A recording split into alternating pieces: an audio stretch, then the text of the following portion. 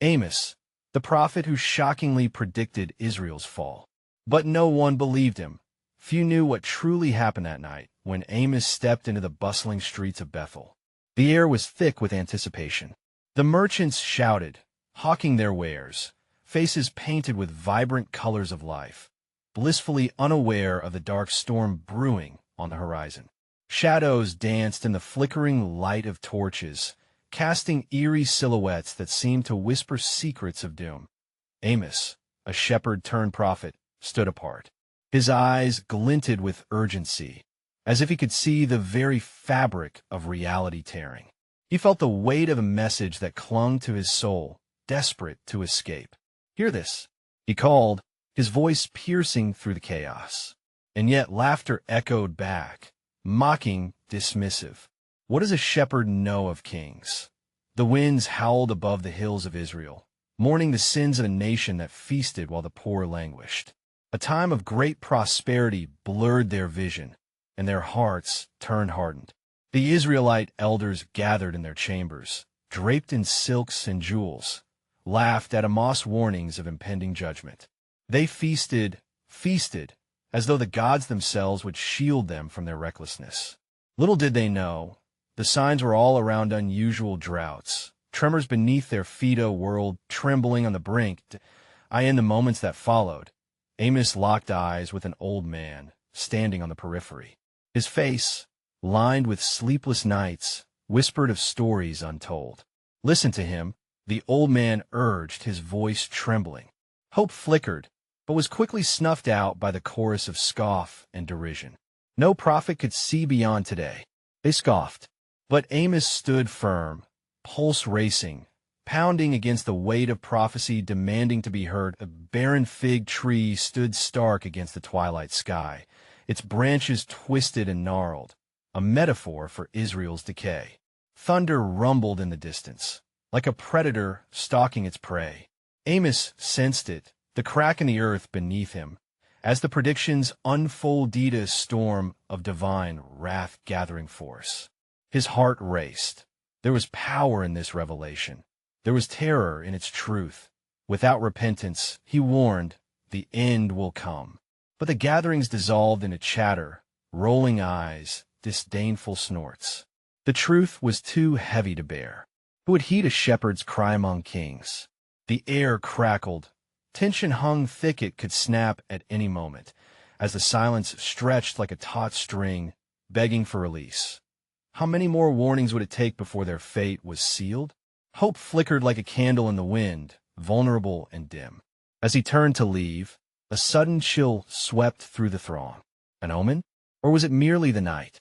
And in that moment, he wondered, would anyone awaken to the truth before it was too late? Hey, before we continue with this amazing story, I need to give you an important heads up. Many subscribers have reported that YouTube unsubscribed them without warning. Take a quick second to check the red button below to make sure you're still subscribed to the channel. I'd hate for you to miss any of the exclusive content coming soon. And while you're there, smash that like button. It really helps me out with the algorithm. Oh, and tell me in the comments, which city are you watching from?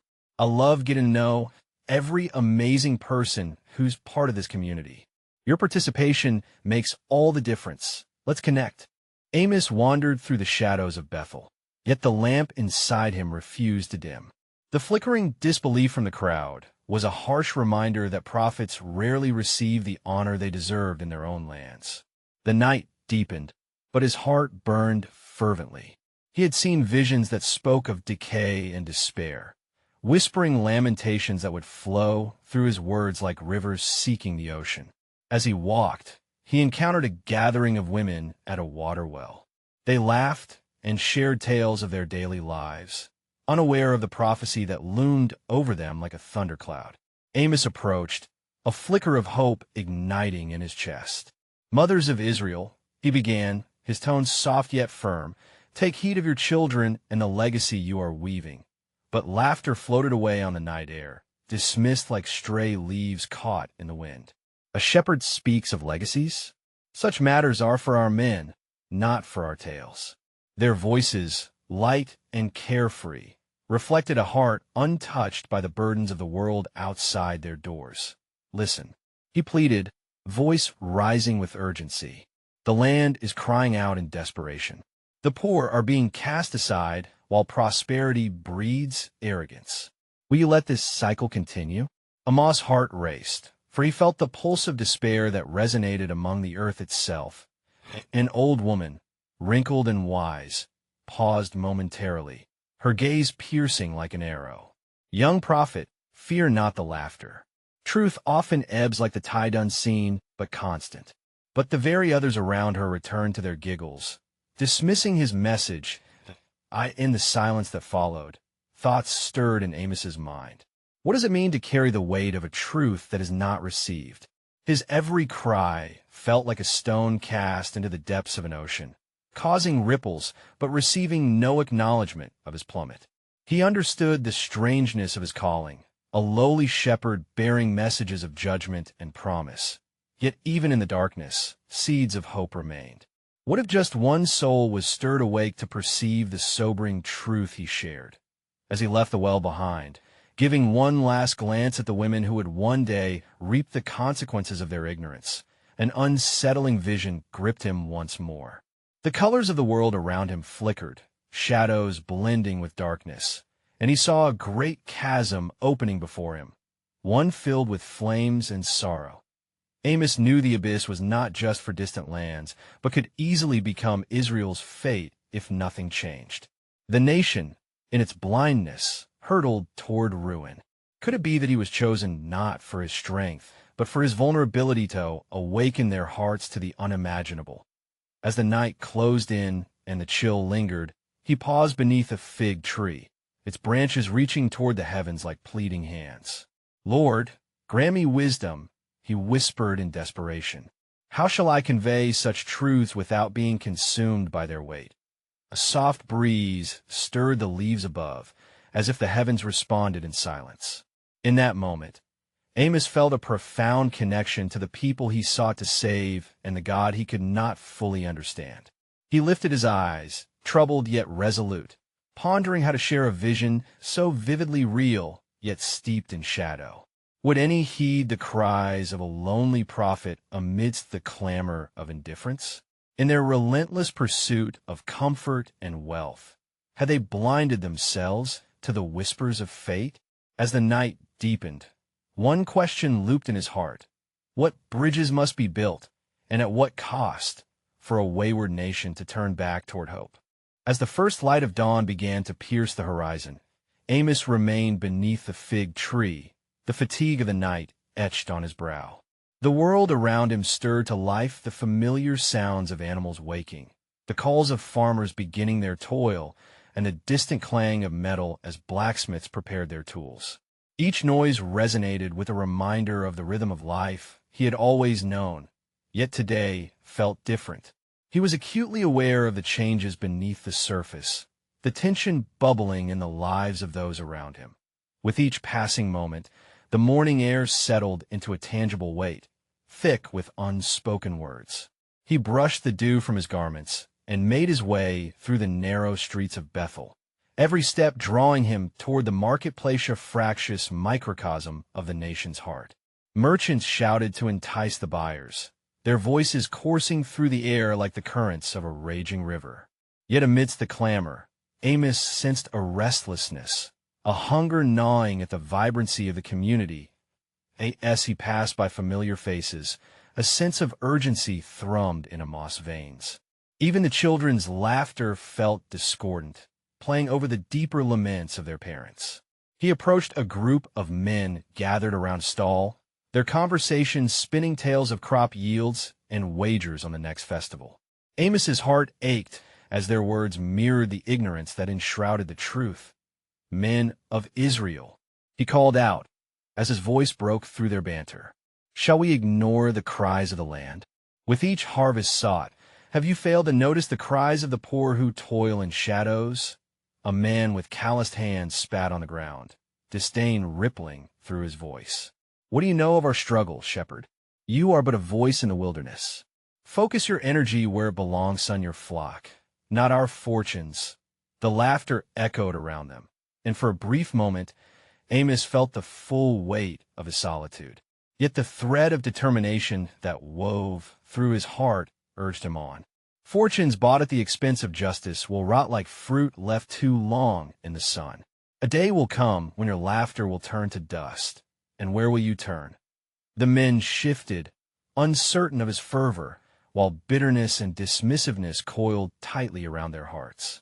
A silence enveloped the space, thick with denial, and for every glimmer of understanding he wished to ignite, there remained a vast expanse of disbelief. In the midst of an impending sadness, a voice chimed in from behind him. It belonged to an elderly woman, her hair silver like threads of mercy. "Young prophet, speak again," she said.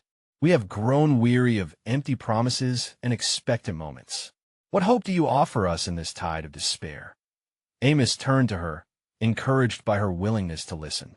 "Hope lies not in the material comfort we cling to, but in the understanding that our future intertwines with every soul we overlook. The true richness of this land will emerge only when we choose to care for one another, to mourn our losses together, and uplift the weary."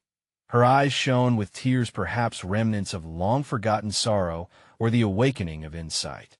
But Amos noticed the skepticism of the crowd surround her as they nodded along to the familiar tunes of disdain. A battle raged within him between despair and hope. Witnessing their closed hearts fighting against the dawning light he wished to share, as matters of spirit mingled with the grind of daily life, he felt the restlessness clawing at him once more. Was it only the wealthy who were blind? Did the poor not bear a responsibility for fostering their own fate? A greater mystery unfolded before him, leading to deeper questions regarding the very fabric of society and the roles each played in the tapestry of fate. Amos stepped back, allowing the thoughts to settle like dust in the air. "Perhaps," then, he spoke softly, "it is not the spark of wealth that we chase, but the light of truth pedestaled high above our desire. The chasm I see in my visions could engulf us all if we stand divided at AS." The crowd whispered amongst themselves. Uncertainty rippled through their ranks. Yet Amos felt the weight of his vulnerability once more, laden with the burden of a prophet yearning for answers that seemed just beyond his grasp.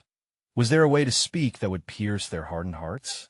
And as they turned in quiet contemplation, he wondered if it was possible for a community long plagued by indifference to emerge anew from the shadows of its own making.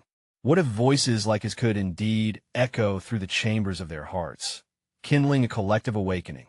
As the sun climbed higher into the sky, casting its golden light upon the waking city, Amos sensed the urgency of his message growing stronger in his heart. He understood that he was but a vessel, a mere whisper of insight in a cacophony of distractions. The conversations around him shifted, revealing fleeting moments of curiosity woven through the fabric of skepticism. A piece of hope glittered amid the shrouded thoughts of the people, and he resolved to guide them through their murky darkness, little by little. Gathering his breath, Amos stepped forward again, a new fervor igniting in his spirit. "Listen, people of Bethel," he cried, his voice harmonizing with the whir of daily life that pressed on around him. "It is not judgment that I bring, but an invitation to awaken. The slumber of complacency has cloaked our vision from what lies ahead." The elderly woman who had spoken earlier moved closer, her presence a beacon of fragility and strength. Around her, the crowd began to draw nearer, strained faces reflecting the internal conflict between disbelief and a fated yearning for fulfillment. Amos raised his hand, not in reprimand, but in a gesture of solidarity. "Imagine," he continued, "if we forge a society where the rich did not armor themselves with layers of excess, while the poor suffered in silence. Envision a land where the power of justice and mercy flowed like the rivers that nourish our fields. Can we dream together for such a world?" Slowly, murmurs filled the air, and he could sense that cracks of awareness began to map the periphery of the crowd's collective heart. A man stepped forward, his brow furrowed, voice tentative, yet powerful in its authenticity. "But what a law, Amos? The law guides our commerce and our relationships. Are we to forsake our traditions in the name of this elusive vision? With a nod of understanding, Amos felt a wave of compassion for the man's struggle to reconcile faith and change. The law can serve as both shield and sword. It is a tool, crafted to uphold justice, yet too often it becomes a weight, pushing the vulnerable deeper into despair. Are we not meant to see beyond the letters written in stone, to feel the true pulse of our community? The crowd shifted uneasily, as if they stood on the edge of a vast chasm, questioning their footing. Just then, a young boy, no older than 8, stepped between them, his small voice cutting through the tension. "My father says the poor should just work harder. Why should I care about the cries of others?" His words were innocent, yet pierced through the heart of the matter like a dagger. In that moment, Amos felt his own heart quicken, grappling with the stark reality that the cycle of indifference had taken root in the minds of the young. "Young one," he replied, kneeling to be on the same level as the boy, "it is not enough to merely toil. We must understand why the grapes grow sour upon the vine. If our focus is set solely on our own toil, we cannot see the burdens of others. But when we offer compassion, we nourish not just our brothers and sisters, but our very own souls." The boy stood mesmerized, and for a brief instant, the uncertainty in the crowd wavered like sunlight scattering after storm. The old woman nodded approvingly, and even the merchant with calloused hands fell silent, his face betraying an inkling of reflection. Yet the shadows of their doubt loomed larger, whispering reminders of old beliefs steeped in pride. "You imagine the world can change." A woman's voice emerged from the back, threading its way through the gathering. "But how do we transform such hardened hearts? How will you make them see?" Amos, unsure of the answer, reconsidered his role in this evolving narrative. Could one voice be enough to penetrate the armor they wore, the judgments they guarded? Could he survive the storm of resistant hearts? "I cannot do it alone," he confessed, his voice steady. "But if even one heart begins to open, perhaps the ripples will reach another, and then another." He stood, piercing the depths of their confusion with his gaze. Newfound awareness washed over him. What lay ahead was not solely his burden to carry. He was merely one thread in a tapestry that could either radiate light or remain ensnared in shadow. What was it that truly swayed human hearts? The flames of truth, or the embers of collective fear? As the crowd mingled in uncertain contemplation, Amos pondered. Would their journey toward understanding and empathy remain stifled, or could they together unlock a new path forward, rooted in communion rather than division?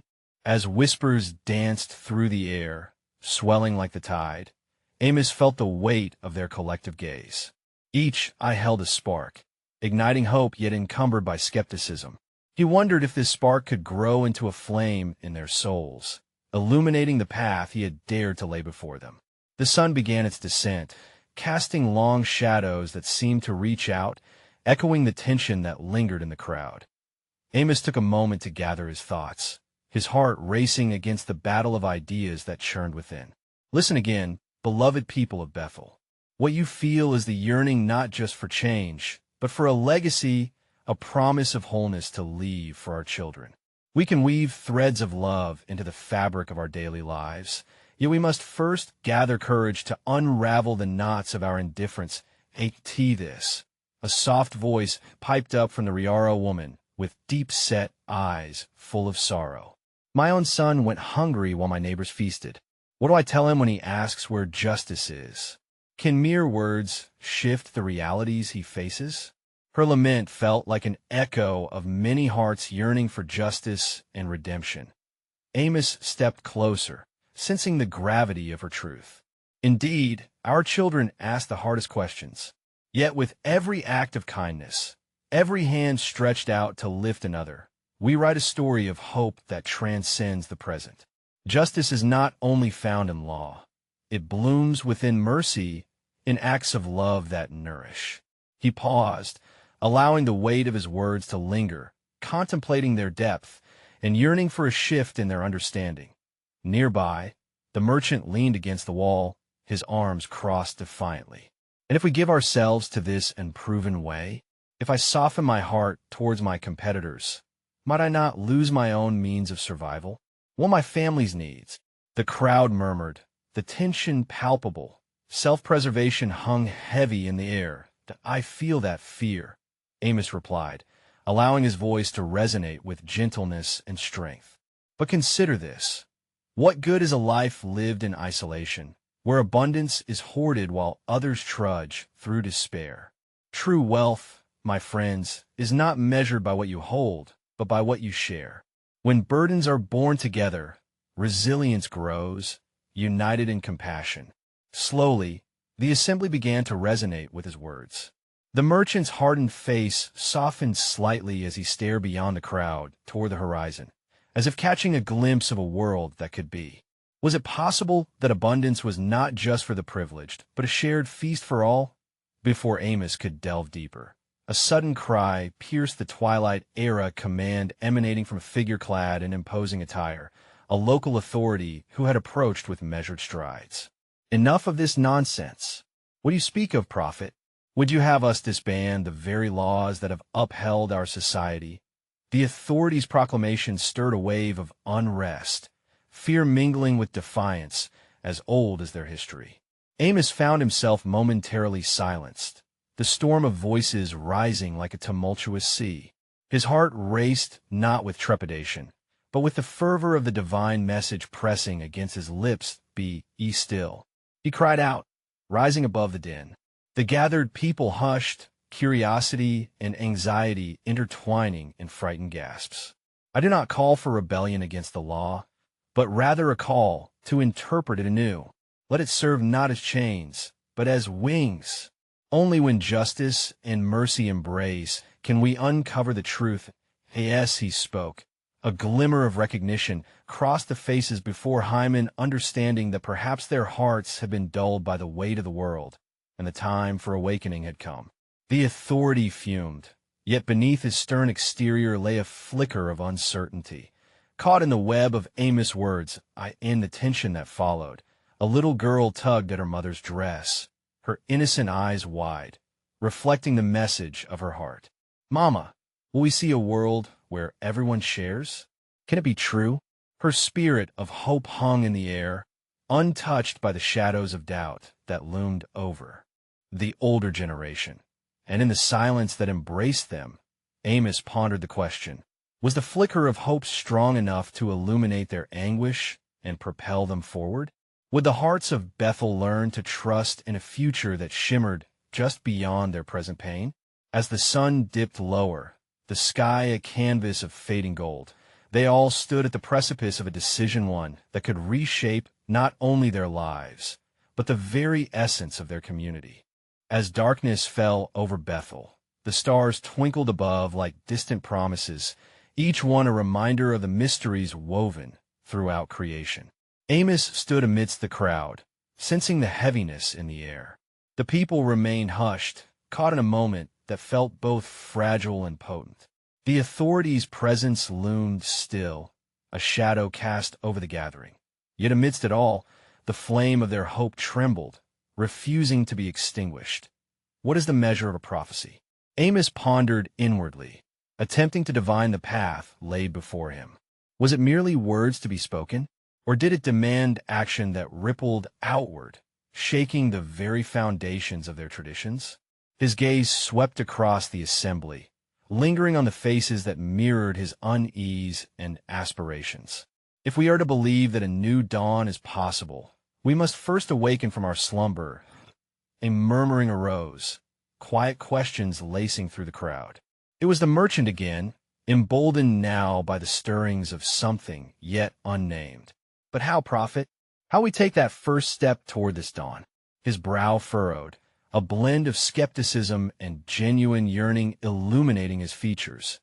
Amos seized upon this opening, his voice steadying with purpose. True transformation begins with the heart. It starts small within each of us. Perhaps it's sharing a loaf of bread with someone who has none, or offering kindness to those we deem rivals. Imagine, if you will, The ripples these acts create, how they can carry us toward a world where no one goes hungry or feels alone. In his passion, Amos began to weave a tapestry of tangible visions and simple kindnesses, gesturing widely, inviting them to envision a new community.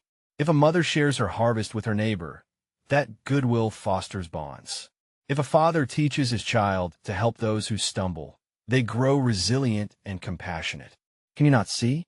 It is not merely an act, but a pathway forged through love and understanding, a legacy for our children.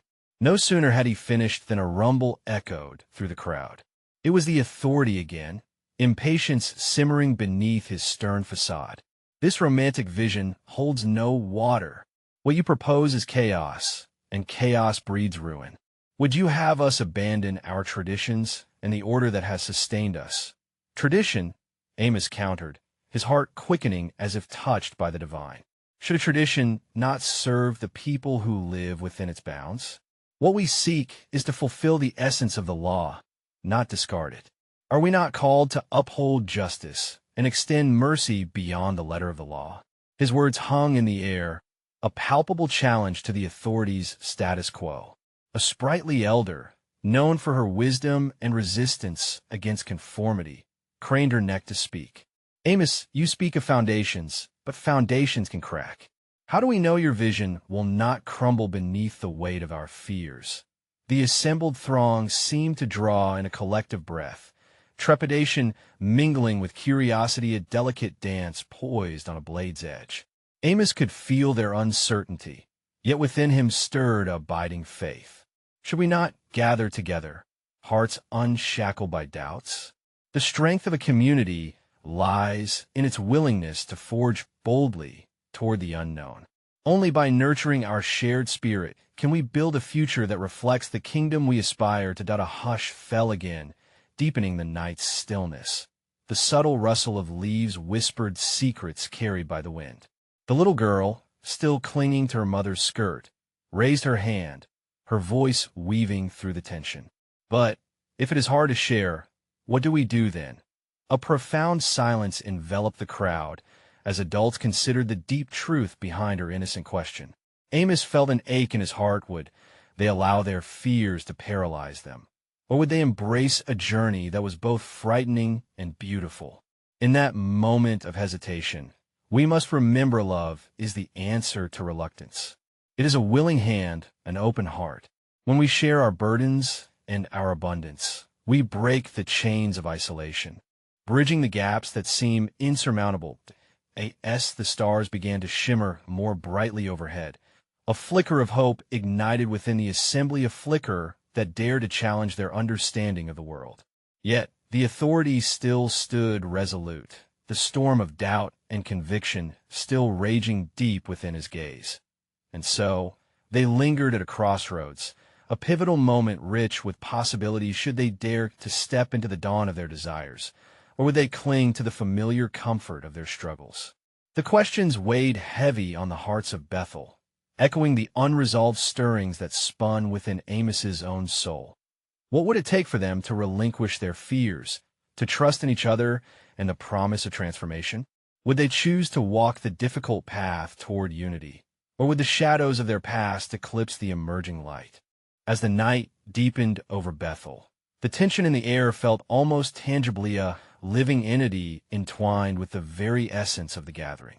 The flickering flames of the torches danced nervously, casting moving shadows on the faces of those gathered, illuminating the vulnerability within their hearts. Each flicker seemed to pulse with the weight of unspoken fears and long-held beliefs. Amos, the merchant, spoke once more, his voice low but resolute. You paint a vision of unity, yet what do we do in the face of those who would see it shattered? What hope remains for those of us who have been wronged? A murmur rippled through the crowd, and Amos understood. They had seen betrayal and greed woven into the fabric of their community.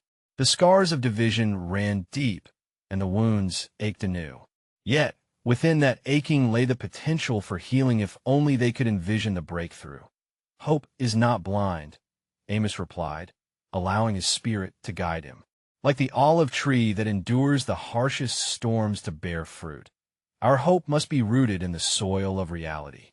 It is formed not by ignoring our struggles, but by acknowledging them and choosing to rise above.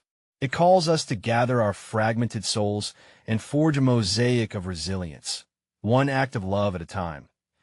An elder among them, known for his steadfast adherence to tradition, stood slowly, leaning on his staff. "What is this love you speak of, Amos? Is it not simply a fleeting sentiment? Can something so tender withstand the pressures of hard truth and adversity?" "Ah, but that is the dilemma, is it not?" Amos replied, his heart quickening at the sight of the communities grappling with profound concepts. Love is neither fleeting nor weak. It is a choice, an unwavering commitment to seeing beyond oneself. It is the resolve to build bridges when you're tempted to build walls, to embrace our shared humanity in the face of difference. Can you not feel the weight it carries? Even in our most harrowing moments, the authority shifted uncomfortably, his bravado now tempered by the realization that many were leaning toward Amos. He interjected, his tone a blade cutting through the night. "But what of the law? What safeguard do we have if not the order that tradition brings? If we dismantle that structure in pursuit of love, what will remain? In that very dismantling, we may find the truest expression of the law." Amos countered gently, his voice weaving through the collective doubt. "For the law was given to guide us. Yes, but when we cling too tightly, we neglect the heart, the essence of it all. When love reigns, the law becomes less a chain and more a compass, pointing us toward the good we seek. Can we not hold both, the law and love, as two sides of the same coin?" In a moment of quiet reflection, the crowd seemed to waver. The little girl returned to the forefront, her gaze innocent yet piercing. "But if I share my bread with another, and they don't share theirs with me, what will I eat tomorrow?" Her question echoed like a bell through the gathering, reigniting the tension. Amos felt the weight of responsibility settle upon his shoulders like a mantle. "Ah," he breathed, "herein lies the essence of faith, the belief that in giving we do not lose but may gain far more. It is in the risk of sharing our bounty that we create a foundation for trust." Yet doubt lingered, palpable and electric. The elder's voice broke through the silence, trembling with weariness. "And if we fail to share, will it not lead us deeper into despair?" This inquiry hung heavily in the air, unresolved and raw. The acknowledgement of such vulnerability gripped Amos' heart as he scanned the assembly. To walk this path is indeed fraught with uncertainty. But tell me, friends, what remains in the face of despair, if not the redemptive power of love?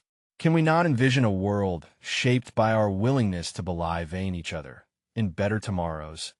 As he spoke, a wind picked up, swirling leaves around them as if nature itself echoed the turmoil within. The authorities stood firm, yet watched as flickers of contemplation danced in the eyes of some. Had they begun to realize their hearts were tied together by that longing for connection, for hope, despite centuries of walls built high between them? Amos's words reverberated in his spirit as the gathering reached an unfamiliar precipice. A question loomed in the air, heavy yet exhilarating from the shadows of uncertainty. Would they step courageously toward a realm of love, woven together despite the risks? Would they venture to trust the promise of unity in a world where differences sought only division? As the murmurs faded into the cool night air, a profound stillness settled over the gathering at Bethel. Shadows seemed to clasp tightly, drawing the assembly into a hush that hung with a weight of expectant curiosity. The flickering flames of the torches, now fluctuating less wildly, created an ambience that was almost reverent, lending a sacred quality to Amos' words. Yet, among the intrigue, skepticism lingered like a fog refusing to dissipate. The authority, who had initially held firm against Amos's call for a change of heart, glanced sharply around at those who seemed prompted to reconsider. "Unity," he announced, "may sound sweet in harmony, but it is a fragile glass. What shall we do when the winds of adversity shatter it? Amos took a slow breath, allowing the moment to permeate the room before he replied. This fragility, dear friends, does not negate its validity. Consider the glass when it shatters. It lays bare the pieces, revealing its beauty in shards reflecting light. Can we not embrace our brokenness as part of our journey? Is it not through these cracks that the light finds its way? The elder shifted uncomfortably, his proud bearing faltering.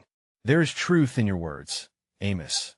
Yet what are we to do with those who refuse to find light in failure? There are those among us, hardened by loss, who lash out to protect their own, and therein lies our true test. Amos responded, his eyes scanning the crowd, assessing the depth of their fears. It is easy to withhold love when one has been wronged. But look, here in this moment, as we gather, is the chance to transform anguish into action. Love is not a transaction. It is a commitment to forge connections even when faced with betrayal. As murmurs of uncertainty flickered through the air once more, a quiet voice arose from the back, the timid tone of a widow who had lost much. What if my love is met with hate? What if my hand remains outstretched while others draw back in distrust? Your courage in extending that hand is the seed from which change blooms, Amos assured her, resonating with a warmth that quieted the tremors of her fears. In serving as a beacon of love, even when faced with scorn, you ripple through our community. Who knows the lives you may touch by standing firm in your truth? A breeze danced between the four corners of the gathering, drawing forth a low rustling of approval. Yet, even as hope nudged at their hearts, Amos sensed the lingering shadows of doubt. The journey will not be free of peril, he cautioned, his tone solemn. For love can lead to vulnerability, and vulnerability births both possibility and pain. It is the unraveling of our tight-held certainties. Just as their collective consideration deepened, a figure emerged from the fringe, an old man cloaked in rags, his presence unexpected and jarring. His gaze swept the assembly with keen intensity, as if bearing witness to a truth only he could see. You speak of love, Amos, he rasped, quivering with age and wisdom. But tell me, what acts of love remain when the heart has grown cold and the bellies are empty? Ah, Amos replied, his heart aching at the stark reality that clashed with their idealism. It is precisely in our willingness to face the shadows that we must act. We must create the very fabric of compassion that binds us together. In every act of kindness, we plant seeds of trust. Though we may feel isolated, remember that love is multiplied in the sharing of our burdens. We can fill the bellies of the hungry together, teaching one another that survival does not lie in abundance, but in shared humanity. The old man nodded slowly, though doubt lingered in his eyes. If we join hands, what assurance do we have against those who would trample our hope? Are we not merely inviting betrayal anew? As the winds continued to rustle among the trees, Amos felt the weight of the world's pain converge upon him, heavy yet invigorating. In this sacred gathering, we must confront this relentless fear. Every time we choose to love in the face of adversity, we step into the unknown, weaving our futures with threads of faith. What if this very act believing in one another was the march toward redemption?